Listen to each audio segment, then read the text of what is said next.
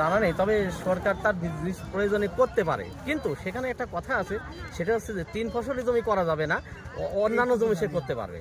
সে পরিত্যক্ত জমি সব গভর্নমেন্ট করতে পারে, এক ফসলের জমি তারা করতে পারে। এখন এই জমির উপরে নির্ভর কত পরিবার? 100-রও বেশি। কারণ কারো কারো আছে 2 কাঠা, কারো আছে 3 শতক, কারো আছে 5 শতক, কারো আছে 10 শতক। তো মধ্যে মোটামুটি আমাদের 100 জন হবেই প্রায়। আচ্ছা, তাদের পরিবারও তো এর উপরে নির্ভরশীল। জি জি জি, সবাই কৃষক পরিবার, আপনাদের সবাই কৃষক। আমাদের মা বোন সবাই এসেছে তাদের জীবন রক্ষার তাগিদে, অর্থাৎ জমি বাঁচানোর তারা জীবন বাঁচবে, এই কারণে তারা এসেছে। এবং তারা এটাও প্রতিজ্ঞা করছে, যদি কোনোভাবে তারা এটা অধিগ্রহণ করতে আসে, প্রয়োজনে তারা জীবন দেবে। এখানে পড়ে তারা শহীদ হয়ে যাবে, তবু জমি দেবে না। কোন জায়গাটা?